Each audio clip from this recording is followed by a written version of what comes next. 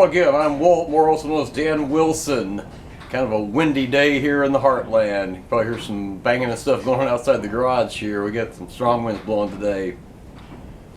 I was just thinking, might take you on a little trip back in time, so to speak, on a video I shot 2 or 3 years ago. As I've mentioned before, I was a professional electrician for well over 20 years. I still do some of that work. As I get older, I'm kind of gradually retiring from it, but I did wiring for years and years and years. And I've been asked so many questions by customers and other people about different things about electrical work, like why this size wire versus that size wire, and why this and why that. And got into a discussion a while back about when the wire started becoming color coded by the manufacturers.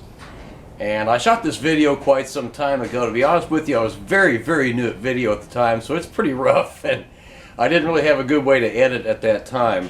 So I thought I'd share that with you and do a little explaining about why wires are colored the colors that they are.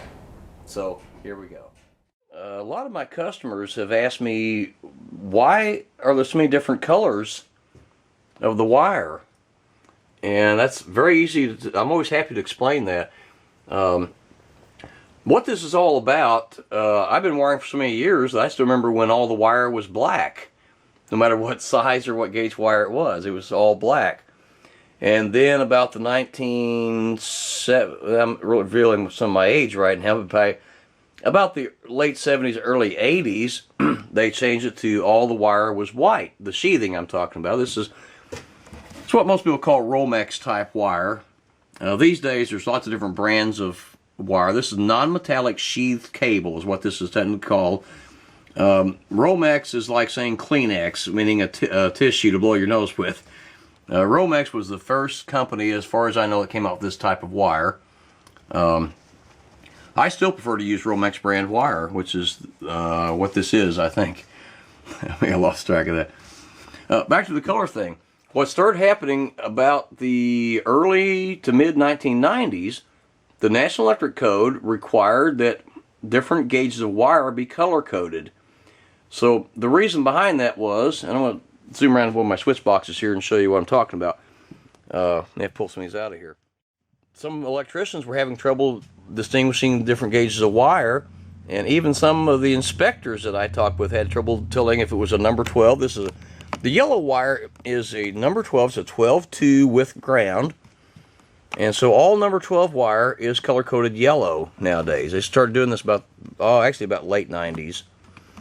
And number 14 wire, I'll pull one of these out here. Number 14 gauge wire is always white nowadays. This is actually a 14-3, and I'm using this for a three-way. This would be for a three-way switch. Okay, so just something to, if you have a question about that, whether you're an aspiring electrician or you're in training or maybe you're a homeowner just wondering why your electrician has so many different colors of wire, that's the reason why. Number 12 is always yellow, number 14 is always white. And then I'll show you another good example right back here. Then you look up here and you see we have an orange wire. So what's that all about? Well, the orange wire is number 10 gauge wire. This is a 10-2 ground wire. This is going to our water heater. We decided to have an electric water heater. And so that's what that's all about. That's a 10-2 with ground. All number 10 wire is now color-coded orange. Here's another good example right here. When my battery goes down, I'll show you. This is a 10-3 ground wire right here. And this is going over to our dryer receptacle. So, in case you didn't know that, that's something I want to point out. Nowadays, all wire is color-coded. Most wire larger than number 10 is still going to be in black sheathing. So that's just a little something if you had a question about that. Why all the different colors? Well, that's why. Well, that's it for this video episode, and thanks for watching. And I'll have another one for you here in a few weeks. And in the meantime, I hope I was able to help you to answer some of your questions or help you with at least a little bit in part of our How to Do It video series. In the meantime, I wish you well with your current or future construction project. And until next time, I'm Walt Moore. Thanks for watching. Bye. So there you go. That's why some wires are white, some are yellow, some are orange, some are black, so on and so forth. So if you had any question or you just had a curiosity about that, There you go. I never know who checks out my videos. If you're maybe a wannabe electrician, if you're a journeyman, if you're just starting out, I have no idea. But just in case you had a curiosity about that, if you happen to be a new home builder, for example, and you're just curious about why the electrician is using this color wire versus that color, and why this size wire, and so on and so forth. And hopefully that answers some of your questions.